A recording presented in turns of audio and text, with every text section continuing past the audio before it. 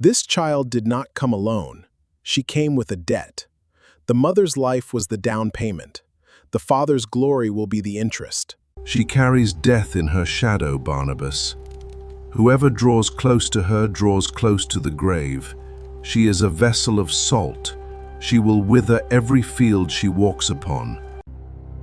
They say you carry a spirit of destruction, Cindy, that you killed your mother, that you bring ruin to everything you touch. Then your glass walls will shatter.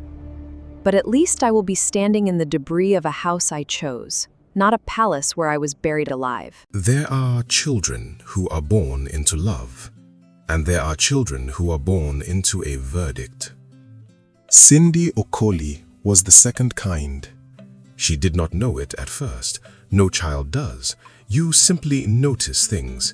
The way a room changes when you enter it. The way eyes slide past you like you are not quite there. The way your name is never spoken the same way other names are spoken.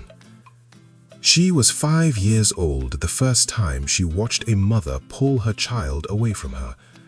They were outside the palace compound.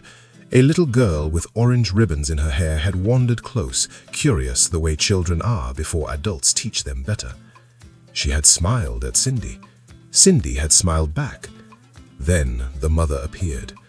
No words to Cindy, no acknowledgement that she was standing there watching, just a firm hand on the little girl's shoulder, a sharp whispered warning, and the sound of small feet being hurried away. Cindy stood there alone with her smile still on her face and nowhere to go. She was 5 years old and she was already learning what she was. But the whispers did not start with the neighbors. They started with a man of God. The room was dim and heavy with incense, candles along the walls, the elders seated in shadow, and at the center of it all, Prophet Enoch, tall and gaunt in his long white cassock, standing over the tiny Cindy with his eyes cast upward and his voice dropped to a low, rasping pronouncement. He said this child did not come alone, that she came with a debt, that the mother's life was the down payment and the father's glory would be the interest. Chief Barnabas stood in the shadows at the edge of the room, his face flickering with the candlelight and something else, something closer to fear than a chief should ever allow himself to feel. Prophet Enoch continued. He said to touch her was to touch the grave, that to love her was to invite the fire, that she was a vessel of salt, Barnabas, that she would wither every field she walked upon. That was the day her father stopped being a father and became a jailer. He did not see a daughter anymore. He saw a ticking clock. Chief Barnabas Okoli was a man of considerable consequence. His palace sat on the highest ground in Ugwoba, 3 stories of whitewashed concrete and hand-carved wood, surrounded by walls that had stood longer than most people in the community could remember. He was the Igwe, the traditional ruler, the man whose word settled disputes, blessed harvests, and consecrated marriages. He was also the man who had 2 daughters and only introduced one of them. Olivia was 22, polished, educated abroad. She moved through the palace like she owned the air inside it, which in every practical sense she did. Cindy was 24, the older one, the first one, the one whose mother had died bringing her into the world and whose existence had been quietly used as evidence ever since. She was in the back garden when the morning began, sitting on a low concrete ledge, a sketchbook open across her knees, drawing the pattern of light through the mango leaves. It was what she did with mornings, filled them with things that didn't require other people. Then Cordelia's voice came drifting from inside, carrying the particular sweetness of a woman who has practiced it for years. She called out to Cindy that her father wanted everyone at breakfast that morning, that she should not make him wait. A beat. Cindy closed her sketchbook slowly. She said the word to herself the way someone says a word they have heard too many times to believe anymore. Everyone. Chief Barnabas sat at the head of the table the way he sat on his throne, fully present and somehow completely unreachable. He was a large man, broad-shouldered, grey at the temples, with a kind of face that had once been handsome and was now simply authoritative. He looked at Cindy when she entered, a brief look, the kind you give furniture you are checking is still in place. Olivia was already seated at his right, dressed like the morning was a performance she had been rehearsing. Cindy took her place at the far end. The far end was always hers. A servant moved around the table pouring tea. He filled Chief Barnabas's cup first, then Cordelia's, then Olivia's. When he reached Cindy, he hesitated. Only briefly, but long enough for everyone at the table to notice. Cordelia looked up first. "Go on," she said lightly. "She won't poison the kettle." The servant laughed nervously and poured the tea quickly. Nobody else did. The hot liquid hit the porcelain cup, but to Cindy, it felt like another boundary line being drawn. For 20 years, her food had been treated like poison, her breath like a draft that would wither the crops. She looked at her father's hands, the hands that could bless an entire town, but couldn't touch his firstborn's shoulder without flinching. Chief Barnabas told her to sit down. Olivia, without looking up, remarked that Cindy had charcoal on her fingers again. Cindy wished her good morning. Olivia said nothing. Chief Barnabas announced that there was a gathering that evening, that the Eze family was hosting, that he would be attending with his household. Cordelia said smoothly that Olivia had already chosen her outfit, the gold and burgundy, that she would look wonderful. Chief Barnabas said they would leave at 7. Nobody looked at Cindy. She waited a moment, then asked carefully whether she was coming. The table went slightly quiet. Cordelia set down her cup with precise gentleness and began to say that Cindy knew these gatherings were not. Chief Barnabas cut her off. He told Cindy firmly that she would stay home, that the servants would see to whatever she needed. Cindy said, "Of course." She had learned long ago not to argue, not because she had no words, she had plenty, but because every argument ended the same way, with her father's face closing like a door and the silence that lasted for days. She ate quickly. She left before the conversation found a reason to make her absence feel necessary. Cindy's room was the only place in the palace that was entirely hers. Every wall carried something she had made, landscapes she had never visited, faces she had invented, colors she had mixed by candlelight when the rest of the house was sleeping. It was a whole world built inside 4 walls, because the world outside those walls had made it very clear she was not welcome in it. She stood at her window and watched the compound below fill with early evening activity, servants pressing Olivia's outfit, a delivery of flowers for Cordelia's hair, her father's driver polishing the car that would carry them to the Eze family gathering. The Eze family. She had heard that name before, Edmund Eze, the one they said was untouchable, cold as December Hamatan, richer than sense, and according to the women who whispered about him at every gathering she was never supposed to attend, unmarried. She watched the car pull out of the compound. She watched until the gate closed behind it. Then she said quietly to herself what she had been told so many times it had become its own kind of sentence. "Stay home, Cindy. Of course." She looked at her sketchbook, then at the gate, then back at the sketchbook. Then she reached under her mattress and pulled out a small amount of money, savings from selling sketches to one of the kitchen staff who resold them at the market without anyone knowing. She counted it carefully. Then she went to her wardrobe and began to dress. She had spent 24 years doing what she was told. Tonight, she was going to try something different. She stopped halfway through dressing, looked at herself in the mirror, then laughed once under her breath. Not because anything was funny, because for one dangerous second, she had imagined walking into that gathering and being seen normally. The thought embarrassed her more than rejection ever had. The Eze family home was everything Chief Barnabas Okoli's palace pretended to be.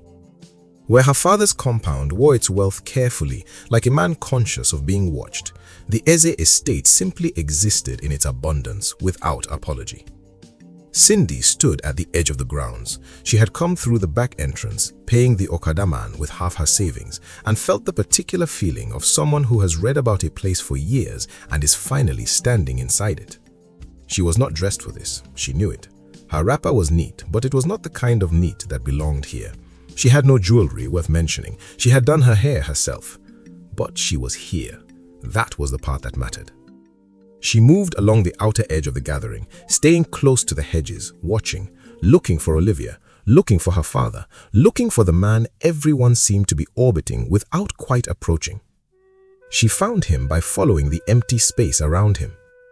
Edmund Eze stood slightly apart from the main crowd near a side veranda.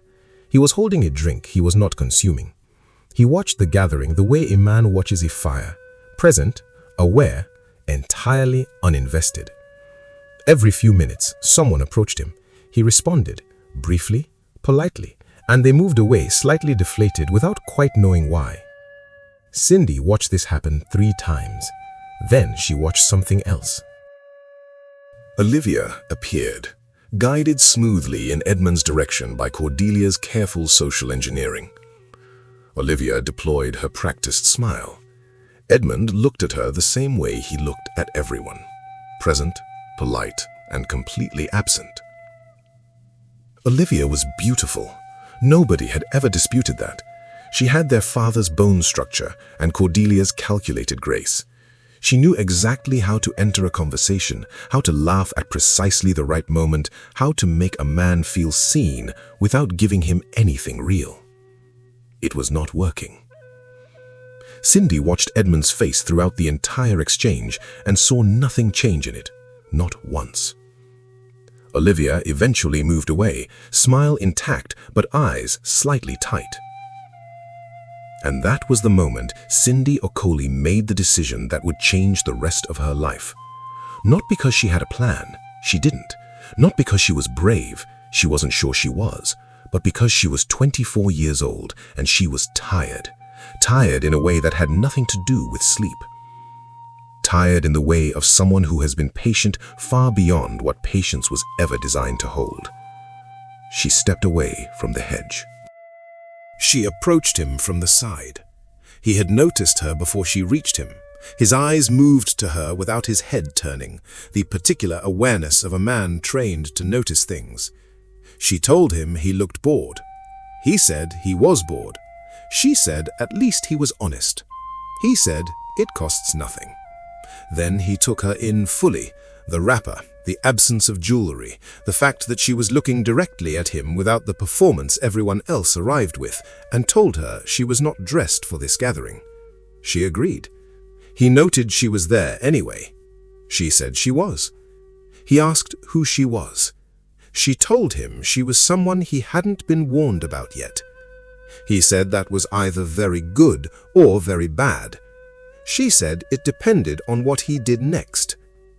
He set his drink down on the veranda railing and introduced himself. Edmund Eze. She told him she knew who he was. He asked who she was.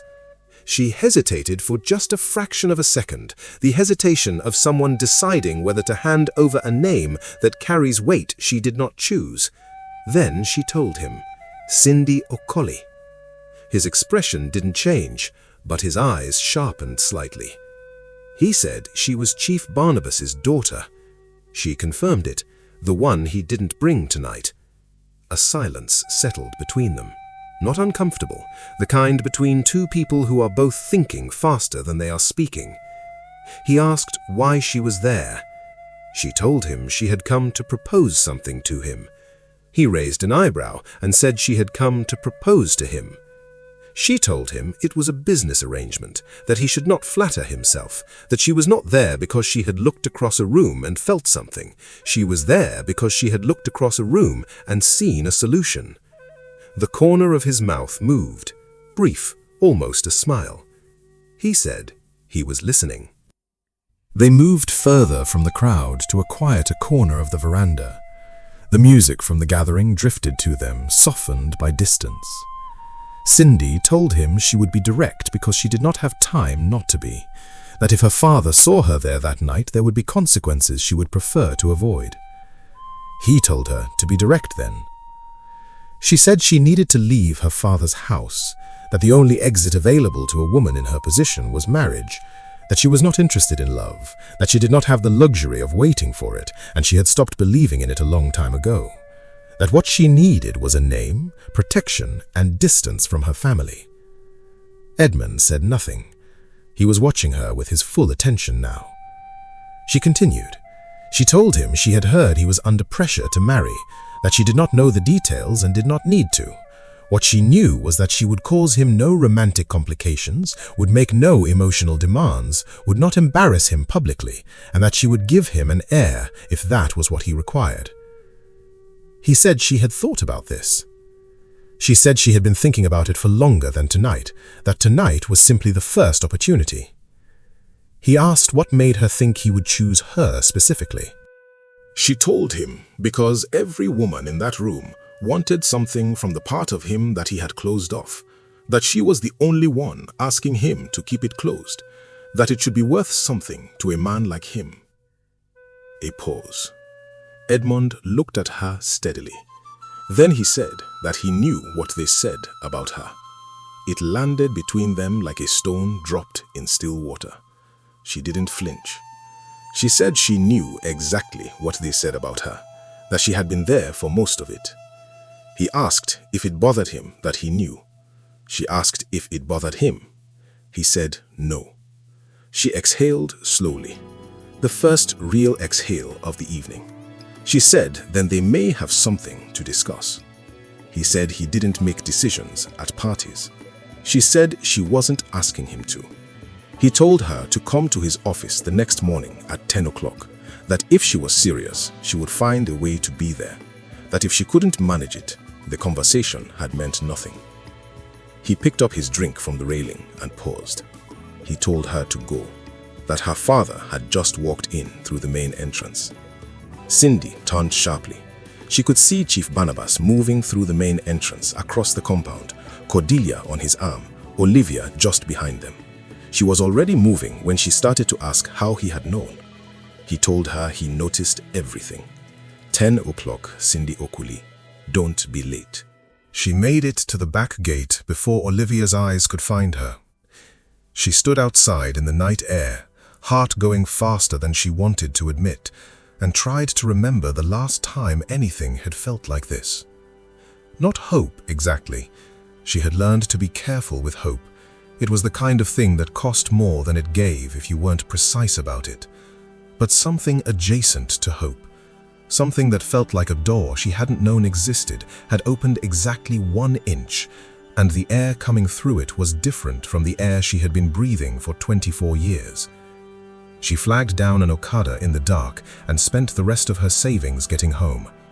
She slipped back through the kitchen entrance, past Mama Chibuzo the cook, who saw everything and said nothing, up the back stairs, into her room. She sat on the edge of her bed in the dark for a long time. Then she reached under her mattress and pulled out a worn notebook. Not a diary exactly, just a place where she put things that had nowhere else to go. She opened it to a fresh page and wrote 4 words. He said 10 o'clock. Then she closed it, tucked it back, and lay down to wait for morning. Edmund Eze's office occupied the entire top floor of Eze Holdings on Abakaliki Road. Floor-to-ceiling glass, a city laid out below like a map of everything he owned or intended to. Pius had informed him twice that morning that a young woman had called ahead to confirm the 10 o'clock appointment. Both times, Edmund had said the same thing, that he knew. Cindy arrived exactly on time. She had dressed more carefully than the night before, the best of what she owned, which was still not the language of this building. But she walked through the lobby like she belonged there. That part, at least, she had decided. Pius rose from the reception desk when she entered. He welcomed her warmly, told her Mr. Eze was expecting her, and introduced himself. She thanked him and greeted him in return. He led her to the elevator. He did not look at her with the particular look she had spent her life receiving. She noticed. Edmund was standing at the window when she entered his office. He did not turn immediately. He said he had not been certain she would come. She reminded him he said 10 o'clock and that it was 10 o'clock. He turned and moved to his desk and sat across from her. He told her that before they went any further, he needed to ask her something and that he needed a completely honest answer. She said, "All right." He asked if her father was behind this. She told him her father did not know she was there, that her father did not know she had been at the gathering the night before, that if he found out about either of those things before something was settled between them, she would face consequences that would make the conversation irrelevant. He asked what kind of consequences. She said the kind that don't leave marks anyone can point to. A pause. His jaw tightened slightly. He told her she had said the night before that she wanted out, that he wanted to understand exactly what she was running from before he agreed to anything. She told him he knew about the things they said about her. He said he knew the rumors, but he wanted to hear it from her. She asked why. He said because he needed to know if she was broken or if she was just injured. That broken people were a liability, that injured people were something else entirely. She looked at him for a long moment. Then she spoke. Her voice was completely level throughout, the voice of someone who has had to learn to carry this without dropping it.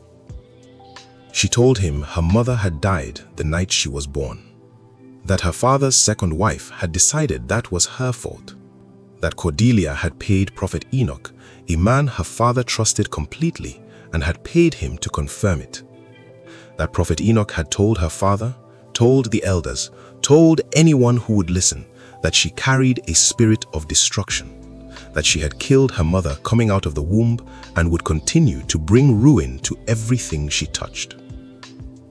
She told him she had been informed of this to her face when she was 7 years old by her stepmother, in the kitchen while the woman was arranging flowers. She had not even stopped arranging the flowers. There had been an elders' meeting that same week. Cindy remembered standing in the middle of the room while Prophet Enoch prayed over her. Not for her, over her, like she was something contaminated. He had rested his hand on her head and said, "Some children arrive carrying death behind them." Nobody corrected him, not even her father. She told him she had grown up watching mothers pull their children away from her in the market, in church, outside the school gate, that she had watched it happen so many times she stopped counting, that she had been grouped alone for class assignments, that she had eaten alone, that she had never once been introduced as Chief Barnabas Okoli's daughter at any public function in her life. A beat. Her voice remained completely level. She was not broken, she told him. She was 24 years old and she was tired of a life she did not choose. That was all it was. Edmund asked her then, quietly, almost carefully, what if the destruction they spoke of was real? What if she brought ruin to his house too? She told him then his glass walls would shatter, but that at least she would be standing in the debris of a house she had chosen, not a palace where she was buried alive. Silence. Edmund looked at her steadily. When he spoke, his voice was quieter than before. He said the name like he recognized it, Prophet Enoch. He said his own father used to warn him about that man. She told him his father had been wise. He said, yes, he had been. Something unreadable moved briefly across Edmund's face. Not anger, something colder. The kind of expression powerful men wear before other people quietly disappear from important rooms. He opened his desk drawer and removed a clean sheet of paper. He placed it between them. She told him what she wanted: his name, his protection, distance from her family, and the freedom to exist without being managed. He asked what he defined as managed. She said she would not be told where to sit, what to wear, or when to speak, that she had had enough of that to last several lifetimes. He said, fair. Then he laid out his terms: no love, No romantic expectation, no emotional claims on either side. This was an arrangement, not a relationship. She agreed. She asked what would happen if either of them broke that term. He said the contract would dissolve, that she would return to her father's house. She went still. She asked what would happen to him if he broke it. He said the same consequence applied to him, that Pius was the witness and would dissolve the agreement. She asked whether he would truly bind himself to a steward's judgment.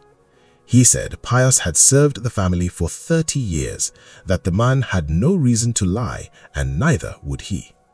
She considered this. Then she told him she wanted it stated clearly that her family could not enter his home without her explicit permission. Not her father, not Cordelia, not Olivia. He said, done. Then he told her he wanted it stated that when they attended public functions, she would be present and composed, that he would not have a wife who disappeared into corners. She told him she had spent her whole life in corners and was more than ready to leave them. He said, then they understood each other. Then he paused. He told her there was one more thing, that this marriage was permanent, that he did not do things halfway, till death. She looked at him steadily and told him she had not been planning to leave. He said there would be an heir when the time was right. She said when the time was right. He asked if there was anything else before they signed. She paused. Something settled in her expression. She told him there was one thing, that she needed him to go to her father, formally, before anything else moved forward, that whatever her father had done and whatever he had allowed, she would not be taken from that house like something being smuggled. She wanted him to hand her over with his own hands in front of witnesses. Edmund looked at her for a long moment. Something passed through his expression. Recognition, perhaps, of what that request cost her and what it meant. He told her he would go the following morning. She hovered the pen over the clean white paper. For a fraction of a second, the heavy scent of her father's mango trees flashed through her mind. If she signed, she was no longer an Okoli, she was an asset in an empire. Cindy pressed the nib down. Her hand was steady. She signed her name into the unknown. Edmund signed. Pius, who had been standing quietly by the door throughout, stepped forward and signed as witness. Edmund capped his pen. He looked at the signatures on the paper, then up at Cindy. His eyes were not cold anymore. They were searching. He told her there was one thing she should know, that he did not choose her because he did not believe in curses. He chose her because he had spent his life surrounded by people who pretended to be saints while they bled him dry. I did not choose you because I don't believe in curses. I chose you because I have spent my life surrounded by people who pretend to be saints while they bleed me dry. And what does that make me? She asked what that made her. He leaned in, his voice dropping. He told her the only honest person in the room, that she wanted a cage with better views, that he wanted a partner who did not pretend to love the hand that fed her. You want a cage with better views. I want a partner who doesn't pretend to love the hand that feeds her. He reached out, as if to brush his stray hair from her face, then stopped himself. His hand clenched into a fist at his side. He told her not to make him regret this, that if she felt even a spark of love or hope starting to grow inside his house, she should kill it, because he would not be the one to save her from it. For the first time, Cindy saw that the coldness was not absence, it was armor. Edmund Eze was not just a cold man. He was a man who had been burned so badly he had turned his entire world into ice. And just like that, in a glass-walled office on the top floor of a building that smelled like ambition and cold air conditioning, Cindy Okoli signed her way out of one life and into another. She didn't know yet what the other life would cost her. None of us ever do. Edmund Eze visited Chief Barnabas Okoli the following morning. He did not ask, he informed. He sat in the palace reception room, the one reserved for dignitaries, and told Chief Barnabas that he wished to marry his eldest daughter formally, with full bride price, with witnesses, with every traditional requirement observed to the letter.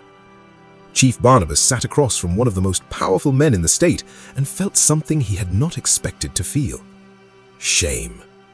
Not because his daughter was being chosen, but because he knew, in the private place where a man cannot lie to himself, exactly what she was being chosen from, and that he had put her there. He agreed, of course he agreed. A man like Edmund Eze did not come to your house twice. But as Edmund stood to leave, he paused at the door. He told Chief Barnabas there was one thing, that Prophet Enoch should be encouraged to retire, quietly, soon. Chief Barnabas felt the temperature in the room change. Edmund told him he did not repeat himself. Then he left without waiting for a response. Cordelia heard about the visit before Edmund's car had cleared the palace gate. She sat in her room with her hands folded in her lap and her face completely still. 24 years of careful architecture, and one morning it had begun to crack. In her room at the back of the palace, Cindy was sitting at her window with her notebook open on her knees. She hadn't written anything yet. She was just sitting with the strange new feeling of a future that didn't look like a wall. She pressed her hand flat against the blank page. Not yet, she thought, but soon. Night at the palace.